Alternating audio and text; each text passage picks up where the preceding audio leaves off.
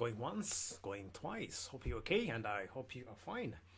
It is Wednesday, the 28th of February, and this is our end of month meeting. As you see in the background here, Emerald Book Club meeting, inspiring readers, writers, and authors every last Wednesday of the month. Well, I'm in the way. But if I move it out of the way, every last Wednesday of the month we are here. So definitely thank you for tuning in, and I hope you're gonna have a great time.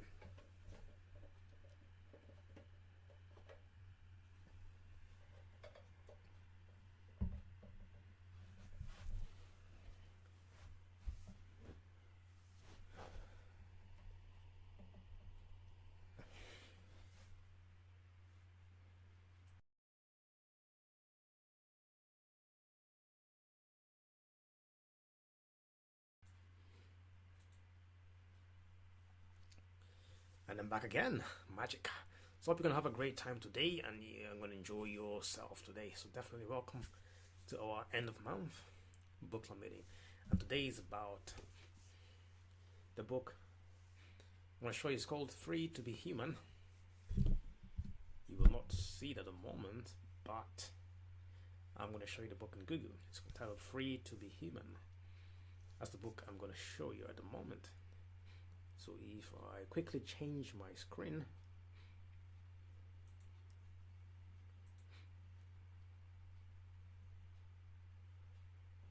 can you see me? All right.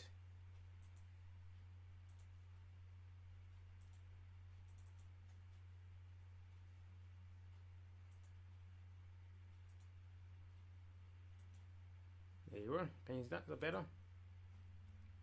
That's it. Free to be Human. That's the book we're dealing with today. So thank you for tuning in, and you're going to have a blast over time. Free to be Human by David Edwards. That's interesting, isn't it? So there's a description of the book on Google that I'm going to read. But before that, let's enjoy this intro.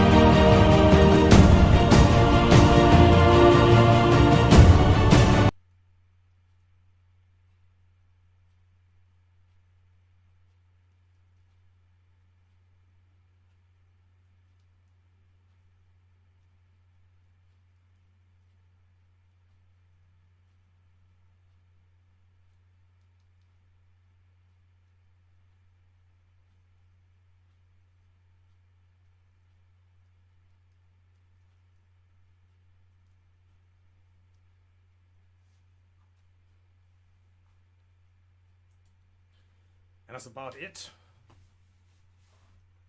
Definitely, so that's a snippet of Emerald Book Club. So I hope you guys are doing fine, and I hope you are okay. Yeah, welcome to our book club, and we are gonna do fine, just fine. Beautiful, just beautiful. Of Emerald Book Club. So I hope you guys are doing fine. Yes, so if you're new, subscribe to our channel. What we are all about, we're about inspiring readers. So right here, wait, this way. Inspiring readers, writers, and authors. Right there. I'm trying to get it right. Bravo, right there. Follow the finger. Inspiring readers, writers, and authors. Are you a reader? Are you a writer? Aren't we all readers who read our texts or emails? We're readers, aren't we? Writers, we all write texts, we all come to text. So we are technical writers. But authors both write their books and take a whole book, make it into a nice sort of thing to read. And that is what we call our book club motto: inspiring readers, writers, and authors. So this is our end of month book club. I know some are saying, like, Josh, we had our book club meeting today. Yes, we did, because every Wednesday we have our book club sessions for general book club activities. So from 1 p.m. till 2 or 3 every Wednesday we have our book club sessions. So it's different activities. But every last Wednesday of the month we have our end of month book club meeting where we discuss a book. And so today was last Wednesday, so we had two events, or two events happening on the same day. Happens once a month. Not too bad, is it? But anyway, enough about me. So, free to be human, straight to the point. Free to be human. If you read on Google,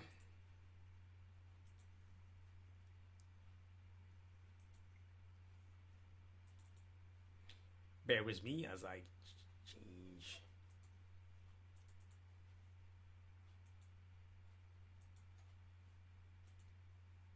Alright, it's not showing, is there?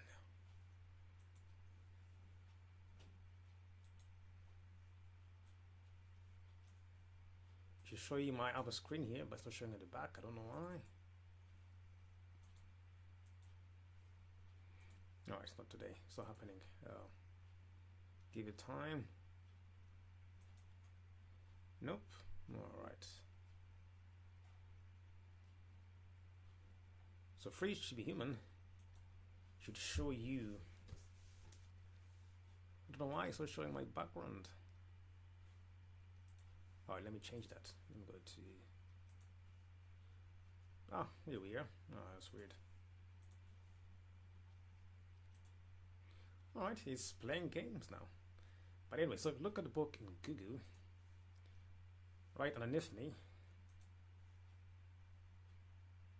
And it's gone again. What is happening today?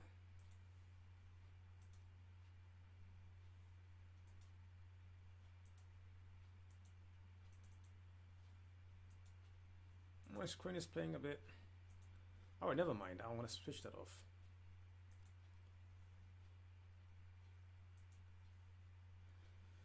It's back again. Anyway, so this is a book about freedom, and above all about the idea that there is often no greater obstacle to freedom than the assumption that it has already been fully attained.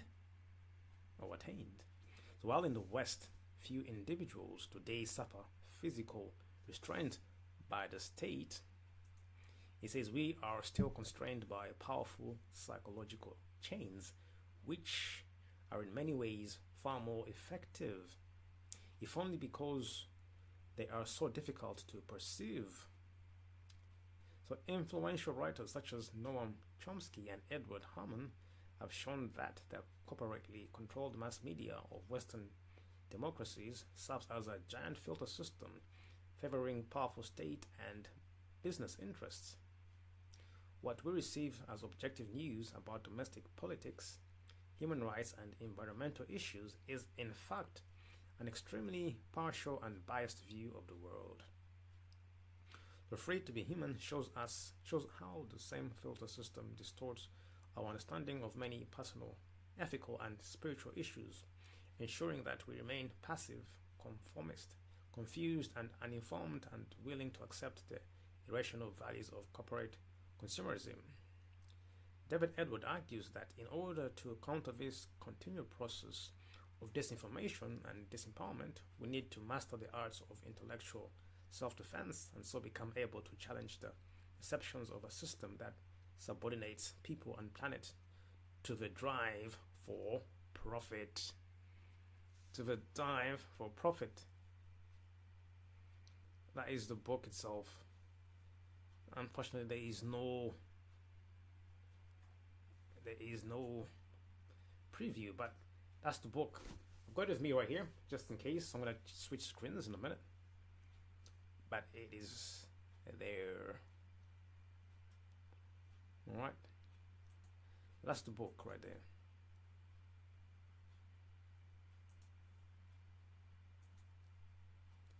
Yes, that's the book. I have the book right here with me, so don't say I am not reading it from somewhere else.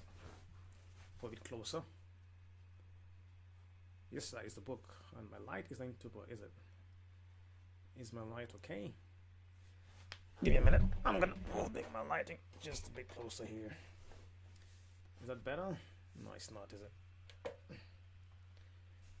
Oh well.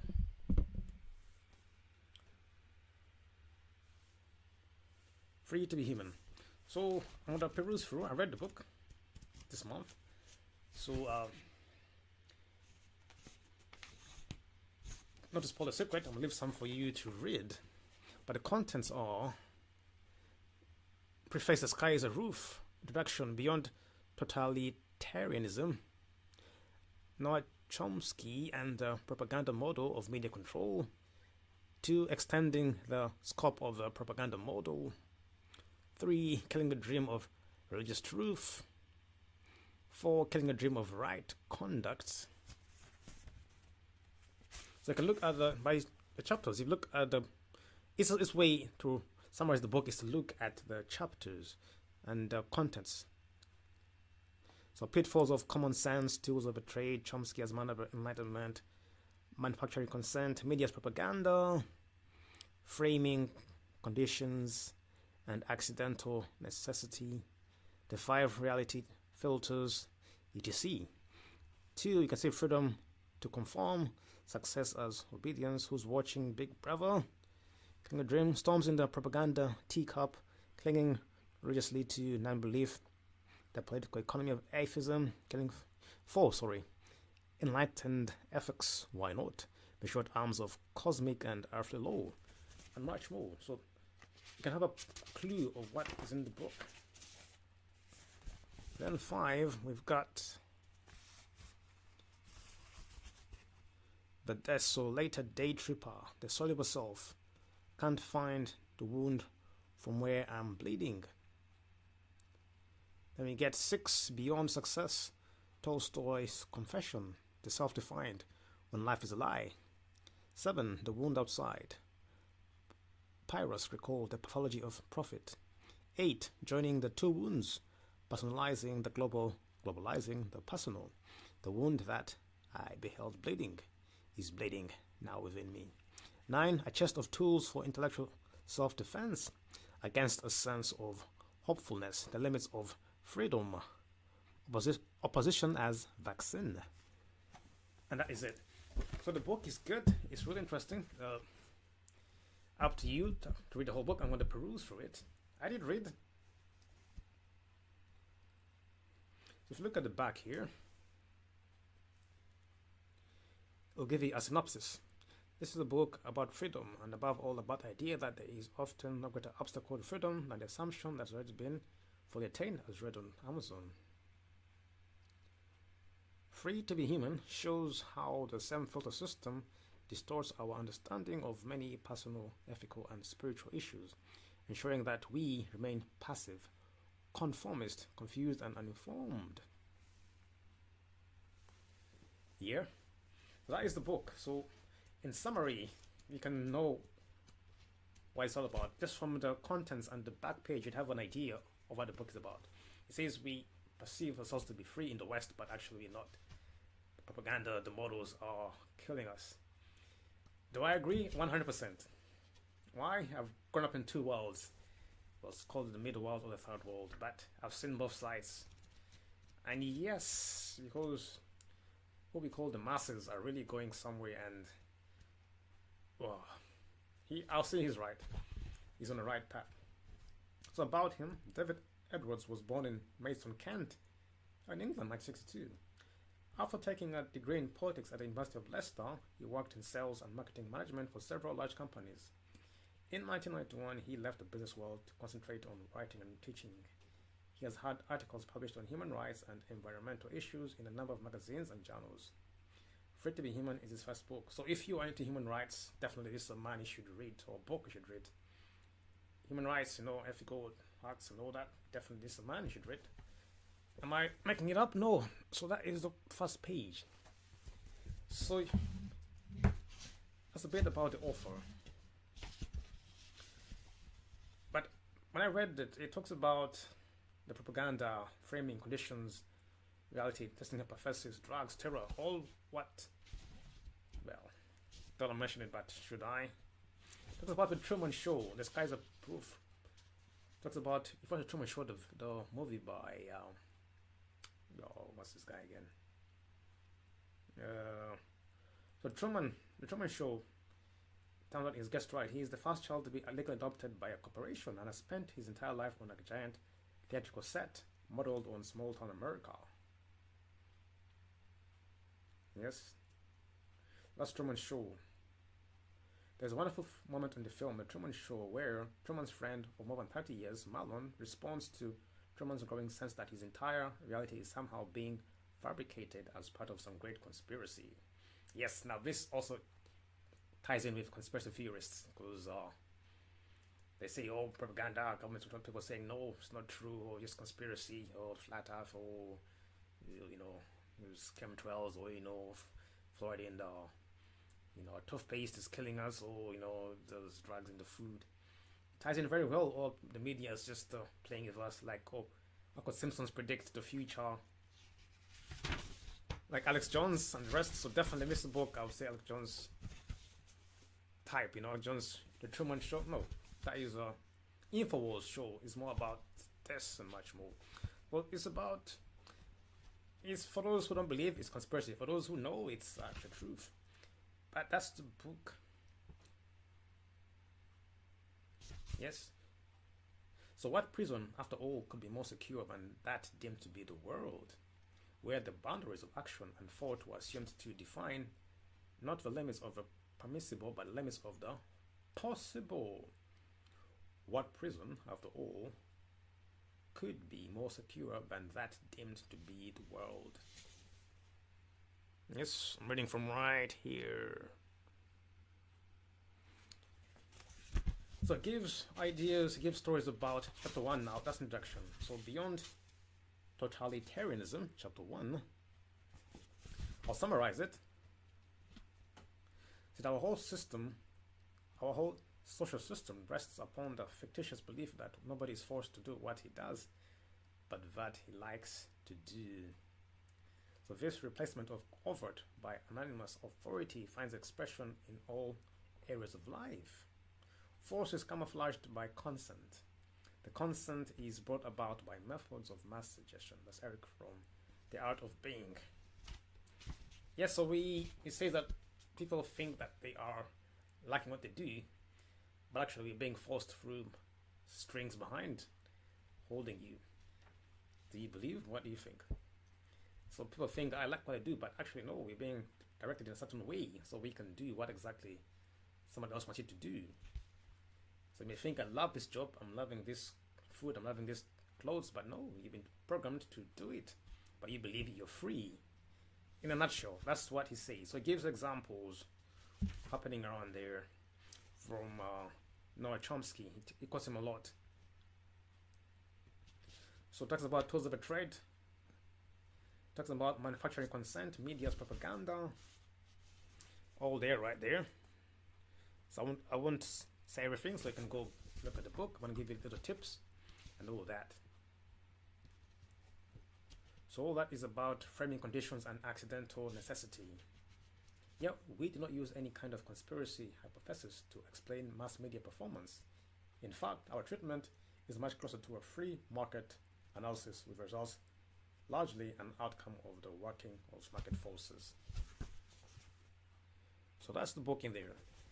There's a lot of information in there. It's quite small. Talks about the 5 reality filters. Besides concentrated ownership, honor wealth, and profit orientation of the dominant mass media firms. Media ownership is limited by the substantial cost involved in running even small media entities.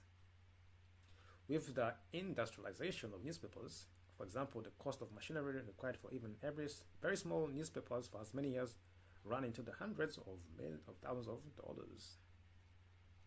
In 1986, there were some 25,000 media entities, that is, daily newspapers, magazines, radios and TV stations, book publishers and movie studios in the United States. I will repeat, in 1986, there were some 25,000 media entities, in quotes, these are newspapers. Daily newspapers, magazines, radio and TV stations, book publishers and movie studios in the United States. Yes. So you can ask the quote right here at the bottom. Can you see that? Right here. Sorry, with the camera. Yeah, that bottom there, that is the one. So it talks about this as a propaganda, using all these to promote that. So that's the first filter, the size, concentrated ownership, wealth, and profit orientation of the dominant mass media firms. Another filter is advertising. So for advertising, I give you another filter. Third filter is the sourcing of mass media news.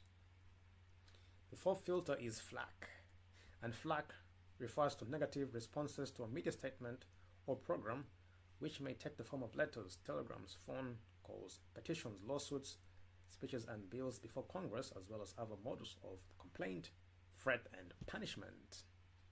And the fifth filter is anti-communism.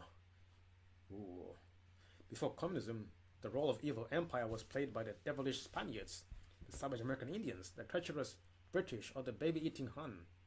More recently, since the collapse in credibility of any communist threat, the war against international drugs trafficking and terrorism, as well as skirmishes against various new Hitlers and mad dogs in the Middle East, have served to mobilize the populace around and against threats to allied interests in a similar way.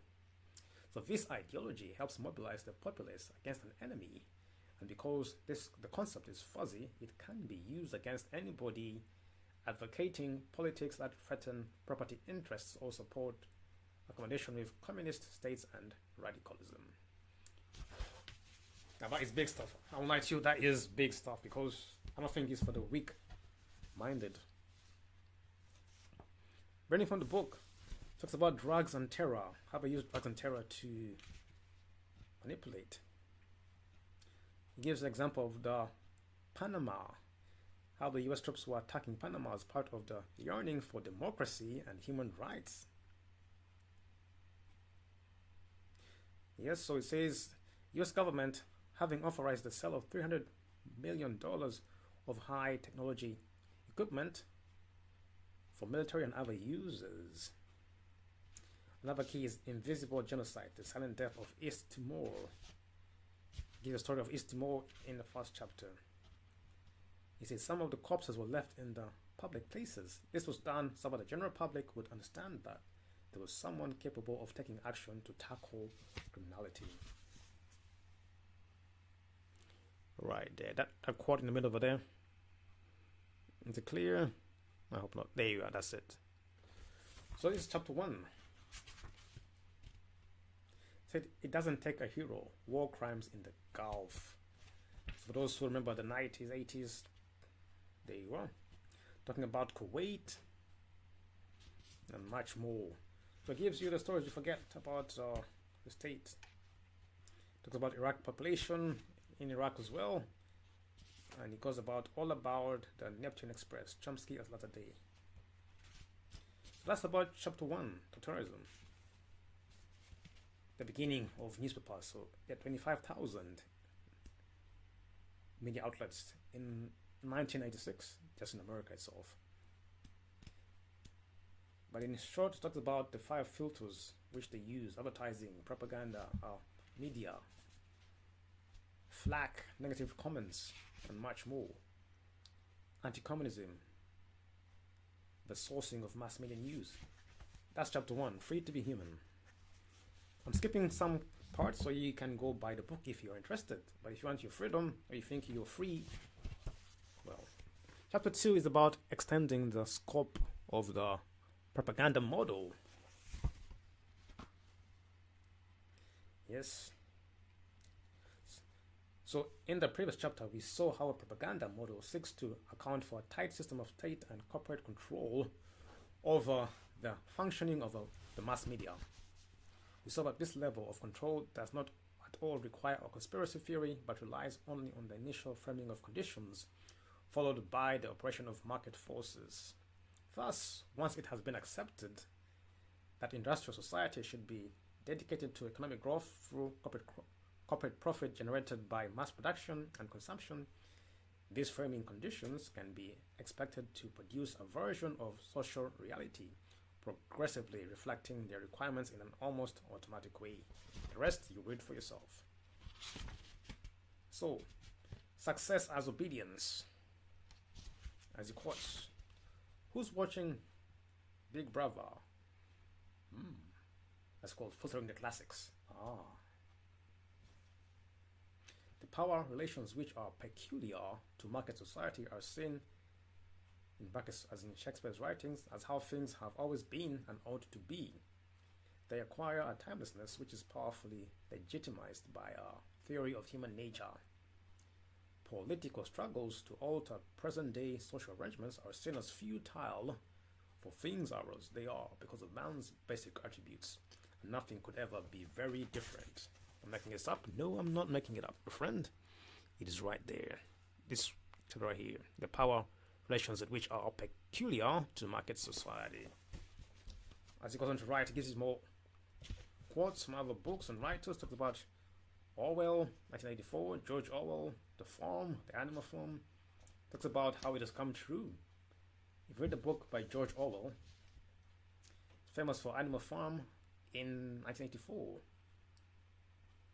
Yes, I'll leave it up there.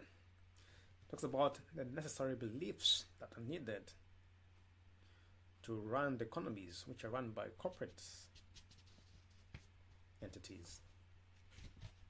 Talks about the economic expedience of neurosis. It's about cure or conformity, the sickness of psychotherapy. The widespread disease of the modern soul is said to consist of anxiety, guilt, and emptiness, linked to a stifling sense of meaningless boredom and deadness. I will repeat. The widespread disease of the modern soul is said to consist of anxiety, guilt, and emptiness, all linked to a stifling sense of meaninglessness, boredom, and deadness. The widespread disease of the modern soul. It says the aim of therapy is often that of helping the person to be better adjusted to existing circumstances, to quote reality, as it is frequently called. Mental health is often considered to be nothing but these adjustments. Quite a deep book. I tell you this, the words are not soft, so if you are soft and you don't like the hard-hitting facts, not a book for you to read, definitely. Talks about the Freudian psychoanalysis, the sexual revolution, and the propaganda model. So Freudian psychoanalysis was originally based on the notion that neuroses such as anxiety, depression, and compulsive behavior are a result of a conflict between instinctive sexual desires and conscious conceptions of right and wrong learned through socialization. Those who want to know about the Freudian psychoanalysis, read that more and you talk about it in how it's linked to the propaganda. Another topic is limiting the debate, how to ridicule you when you debate the truth, It is true. As discussed earlier, an inconvenient truth can be dismissed as incomprehensible if it is not possible to dismiss it as simple-minded. I will repeat, an inconvenient truth, I repeat, an inconvenient truth can be dismissed as incomprehensible if it is not possible to dismiss it as simple-minded. I've heard it a lot. Oh, that's simple-minded, Josh. That's too simple. What? You know, you gotta work hard. Working smart, that's simple. No, it's too simple. It's not. It's an inconvenient truth. I like the way I am. I'm okay. I'm free. I'm doing what I love. Like, really. But anyway, not to digress. So, limiting the debate using silence. Number one, limiting the debate, the relativity of truth. These are all side topics over here. Limiting the debate of truth. Then we have limiting the debate using silence. Skipping up due to time. The invisible tyrant. And that is all chapter 2. Chapter 3, killing the dream of religious truth. Aha.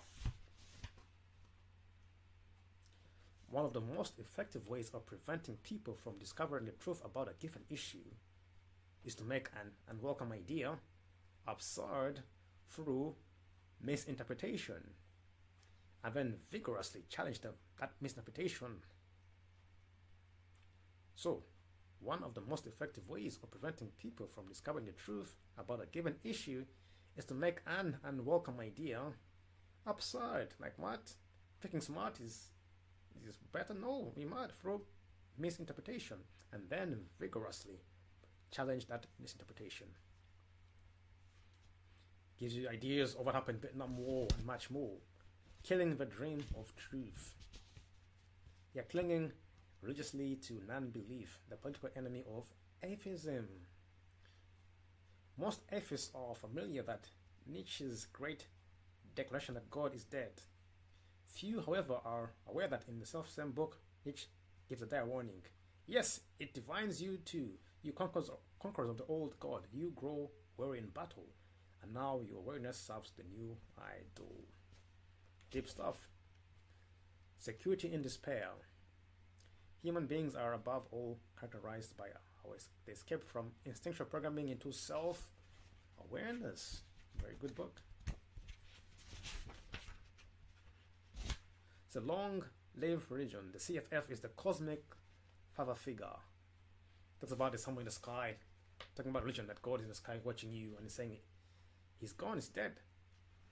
No more god or goddesses. The times are gone. It is true. Before we had the gods, ages, but nowadays the gods is kind of dying out in society.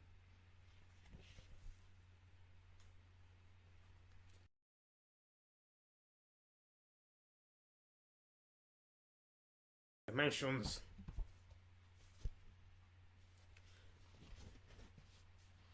How many people might come to assume that the universe must similarly be the work of a cosmic mother or father? In many cultures, the goddess, for example, Gaia, Gulabao, Demeter, Persephone, was originally worshipped as the fount of all life and revered as the source of unconditional love and life, as are our biological mothers. Yes? But then there's the more demanding conditional love of Father. So many religions have moved on to worship the loving but angry God, Ahura Mazda, Yahweh, the Lord, who cares for us when we are good but punishes us when we are bad, just as our own fathers did. Buddhism, on the other hand, has long insisted that belief in a actual personal God always involves cosmic parental projection of this type. etc, etc. That is the CFF. The cosmic father is dead. It is true, no more do we hear about the goddesses anymore in society. The gods, goddesses, they've all gone. We are the gods now. People say I am. They forgot. You are, but you also have the higher power is gone. I don't hear it anymore. In churches, in mosques, the God thing is dying out. It's about how you feel, what you want anymore. That is true. Before we had Gaia, we had Hercules, we had Jupiter. Those are the big gods of the olden days. Yeah, those are the people who are revered, had temples to these gods, but nowadays they're kind of hidden. So it's got a point there. So the CFF seems to be dead in the sense. So atheism as an aesthetic, the great so what? Interesting. The unholy trinity, atheism, consumerism, and progress. The unholy trinity, atheism, consumerism, and progress. It's a great book, definitely a great book for you to read. I'll skip that. You can go find out and read it. Read more about that. So, power religion, the high priest of incoherence. From the sun gods of Egypt to the modern Vatican, old-style theistic religion has long promoted the belief that an elite few have secret access to mysterious, esoteric knowledge revealed by supreme cosmic intelligence. Has he got a point in there? So that is chapter 3 about religion. Chapter 4 is killing the dream of right conduct. How the right thing is being killed. Yes, it is very true. So it is not even that most of us no longer perceive the possibility of difficult answers. We no longer even perceive the existence of a question. The lives into which we are born are simply how life is. It's called doubt. Now we doubt about ourselves. It's true. People are doubting themselves. People are doubting themselves. Their dreams have been killed. Just work. Do the simple thing. Dreams have been killed. Dreams have been killed. Chapter 4. The short arms of cosmic and earthly law. All those are out of the system. Out. Even out of the schools. Nurseries. It's all gone. A rational basis for morality and much more. All in the book. Sinner's mistake. Very interesting. It's true. People's dreams have been killed. A lot of people's dreams have been killed. The creativity is gone. And much more. Why the above interpretation is absurd. Truth on a good buying environment. It's true. People's dreams have been killed by don't do it. It's wrong. Just follow the crowd. Just do as you're told. Forget about your creativity. You got talent, forget it, just work. Just do this, just believe what I say. Nothing else matters. You know you're smart, intelligent, but no, we don't want it, you know. Doesn't fit in with us. So yes, you gotta be free yourselves from this propaganda. Chapter 5 is the desolated day tripper. You know. So walled in boredom, hard work or culture, the subject loses the power of significant affirmative action and becomes a victim to be saved. Oh, that hit me deep. I'll repeat that. Walled in boredom, hard work or culture. It is true, culture is a killer. When we're walled in by nothing to do, then we have to work every day. Then, oh, it's culture, it's tradition. The subject loses the power of significant affirmative action and becomes a victim to be saved. I explained that if you are overtaken by culture or boredom, oh, let's follow this. It's our culture to go here every day, this something every day. We must do this for culture, it's our tradition to do this. It makes no sense, but just culture, we just do it. So you lose your affirmative action. Why? Because you're following our beliefs, and it's because it's a tribe. You can't. I had that. I said, no, I'm not following your culture. It doesn't matter. Oh, Josh, you are an outcast, or you're shaming us. Like, yeah, I am shaming you. I said, I am. I was bold. I said, I am shaming you because you're not shaming me. You shame me, I'm shaming you. Culture is a killer nowadays. Oh, it's our culture to eat this kind of stuff. It's killing us. Culture to give away our money. Culture to abuse certain genders because I can. Culture to take from others because I'm powerful. That's culture. It's what I want. Forget others' rights. It's culture. Culture to overindulge in certain activities. That's culture. Yet it's killing you. Now culture has made people less significant in their affirmative action, and they become a victim. Now we need to be saved. It is true. Now we need Jesus to come back and save the world. I agree now. People need to be saved from themselves because of the culture, boredom. It's a great book. And hard work. Hard work is working hard for stuff which you already have. Working hard for love. Working hard for air. It's already there. Working hard for money. Working hard for then the culture as well. It's a combination which destroys people. People need to be saved. They can't. Because it's a cycle, culture. Oh, I must follow the culture. Otherwise you look different. I must work hard. Otherwise I won't get where I want to be. Culture is a killer sometimes. But yet it's supposed to be celebrated. I won't go much far in that. I will skip that. So you decide that. Yes, the soluble self can't find the wound from where I'm bleeding. Can you find your wound from which you are bleeding? That's a good one to think about. Yes, so this is a good one. Our attempt at understanding collapses before the lies, especially the lies that insist that. Our attempt at understanding collapses before the lies, especially the lies that insist that, number one, all truth is relative. It's relative to what you believe, what you feel. All views are equally valid. There are no answers anyway. No one has ever found any answers. We must not go too deep. We should not take life so seriously. We should not think so much. Argument that one, Josh, you think too much. Oh, Josh, you're thinking. Yeah, I need to think because I've got bills and got people who are trying to sabotage. I gotta think of a solution. Otherwise, there's disaster coming. We should not take responsibility for the world's troubles. We should, because we live in the world and we're going to be affected. Our offspring are going to pay the penalty. And some else's trash can affect you. We should make the most of our lives in the short time we are alive by enjoying ourselves. No. Life is long. Don't over enjoy. Plan for tomorrow, put some serious done. We should relax and have fun. Because just relax, don't worry, have fun. Yes, but tomorrow brings its own troubles and there's money to pay, rent to be paid. There's sickness. You relax and have fun and you have plan for tomorrow. When winter comes, what's going to happen to you? What we need is to go out and find ourselves a nice girlfriend or boyfriend and leave all that freaking stuff to 100-year-old professors. Yes, I've been told, Josh, get out, get a family, get married. Like, no, not yet. I don't want. I'm fine being here. Oh, it's a taboo view or something else. You know, so these are the lies which he says we've been told you must believe in the book. Am I lying? Not here. So read them for yourself. They're right there. All truths are relative. All views are equally valid. There are no answers anyway. No one has found any answers. Don't go too deep. Don't take this seriously. Don't think too much. Don't be responsible. You should make the most of our lives in a short time we got. Relax, enjoy yourself. Go out, party, have fun, make some new girlfriend, boyfriends, leave them behind. It's happening now. Now people are getting depressed and committing suicide.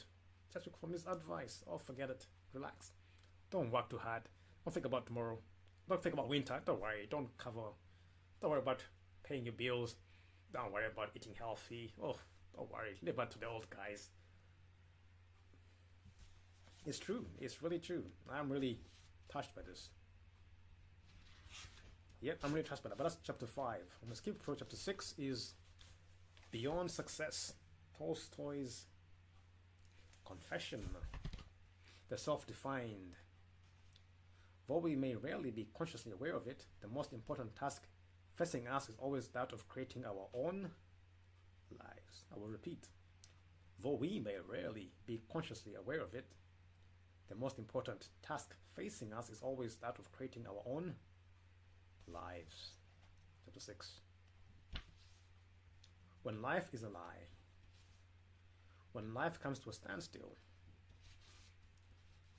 returning to the real world. Let's go back to the real world. I agree. 100%.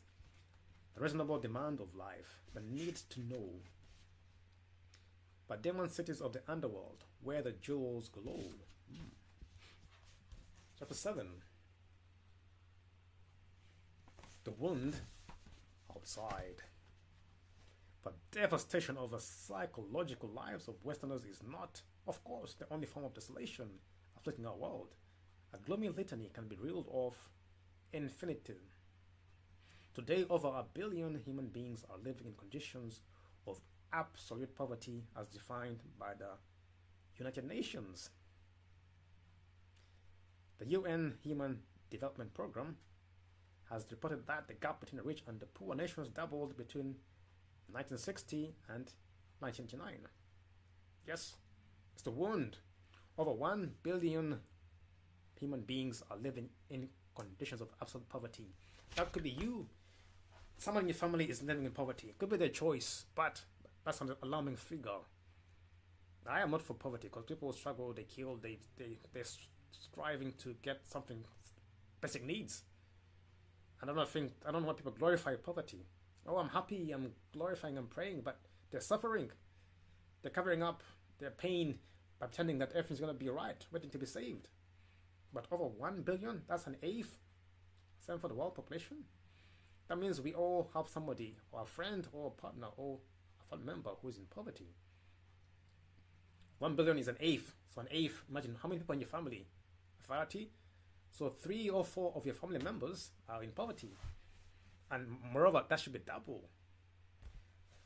So poverty is a lack of, it could be anywhere. In America, in the UK, in Africa, in Asia. Poverty is not about riches or wealth. It's about how you think, how you process your thoughts, what you believe sometimes. It has a big part in your state of mind. But anyway, that is a state of mind. Talks about prostitution. Population goes hungry. In Brazil,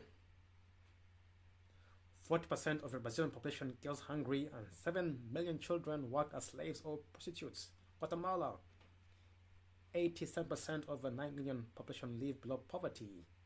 Mexico, 60% of households are unable to meet basic needs. etc. The University of Mexico reports that 200,000 children are being sold to the United States each year for supplying illegal traffic in vital organs for sexual exploitation or for experiencing experimental tests. More forth and more forth. The world outside. All facts are in here. You can pause the video and you can look at it for yourself. I'll make it until it's clear. So that's the way I'm reading from. I do hope you can see that. But yeah, those are alarming statistics for those of us who are into GDP and helping people live a better life. That is quite alarming. The whole thing talks about different I'll give you more. The sperm count among European men has declined by fully 50% over the last 30 years. Today, 1 in 7 British children suffer from asthma.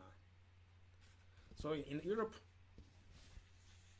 the sperm count has declined by 50% over the last 30 years. That's alarming, but it's true. People are not giving birth in Europe at all. The birth rate is low. Men are not giving birth at all. Well, I'm guilty as well, to be honest. On the positive side, which is not. So those are alarming statistics of people around the world. So deaths have increased. Yearly deaths in Russia, in Romania, in Bulgaria, Albania, and Ukraine. Life expectancy for men has diminished by 2 years in Russia. In Poland, the number of suicides had risen by 33%, and in Romania by 25%. All these are statistics found in Europe. There we are. You see? It's all over the world. It's alarming. It's quite alarming. So, for time, let me keep on. By saying, it's similar if anybody wonders that how it can be that Western powers, corporations, have sold $100 billion worth of arms over the past 30 years, fueling the 150 global conflicts at the cost of 22 million lives. Ooh. Definitely not one of the books to read, do ya? Oh. Chapter 8, joining the two wounds. Personalizing the global and globalizing the personal. Yes, for those, however, in whom the authorized signs no longer work, there follows inevitably a sense both of dissociation from the local social nexus and of quest within and without for life. which the brain will take to be for meaning. Coerced to be the social pattern, the individual can only harden to some figure of living death. And if any considerable number of the members of civilization are in this predicament, a point of no return will have been passed. Oh, I think we are there. I think we are there. The wound that I beheld bleeding is bleeding now within me. Ooh, that hurts. Oh, that is deep. That is deep. I'm going to scream for that. The call to adventure, much more. So, what are you going to heal the 2 wounds in chapter 8? Chapter 9, a chest of tools for intellectual self-defense. It gives you a remedy. How to create self-defense. Nothing appears more surprising to those who consider human affairs with a philosophical eye than the easiness with which the many are governed by the few, and the implicit submission with which men resign their own sentiments and passions to those of their rulers. When we inquire by what means this wonder is effected, we shall find that as force is always on the side of the governed, the governors have nothing to support them but opinion. It is therefore on opinion that only that government is founded, and this maxim extends to the most despotic and most military governments, as well as to the most free and most popular cabal. As David Hume of the first Principles of Government in 1758. I must get that book or article and read it. A chest of tools for intellectual self-defense. Your 4 Trojan thoughts, limits of freedom, blaming the victim, opposition as vaccine, inoculating the body politic, much more. And much more is in the book. So that is chapter 9, the tools for intellectual self-defense. Hate as an obstacle to solutions. Obedience and conformity. Even Genghis Khan thought he was a good guy. It is true. Everyone's a good guy. The worst are the good guys. Everyone's a good guy nowadays. Manufacturing discontent and much more.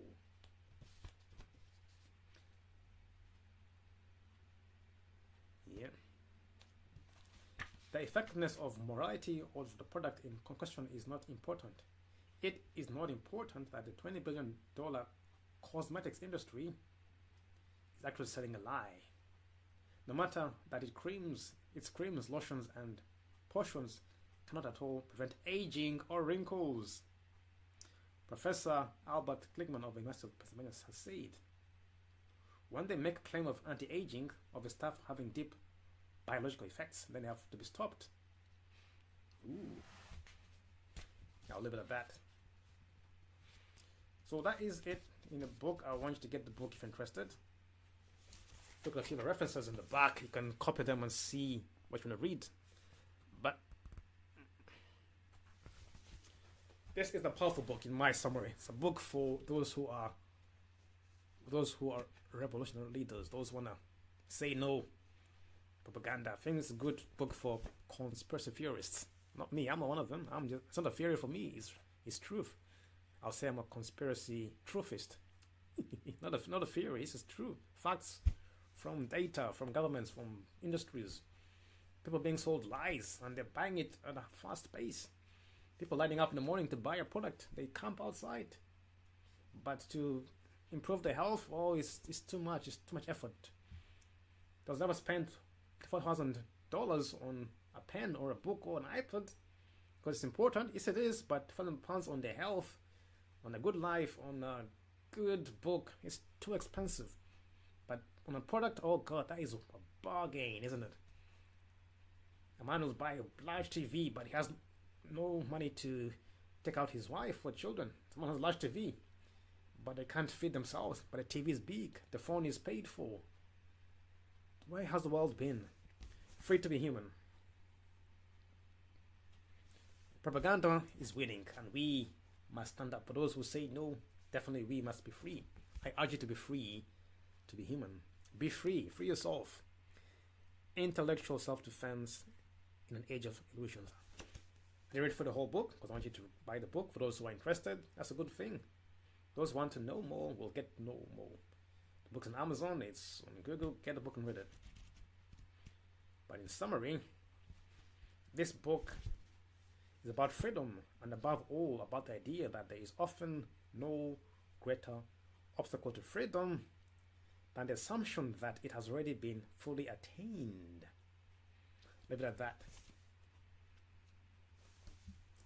I give it out of 5 stars. I give it 10 stars because definitely that's in my territory.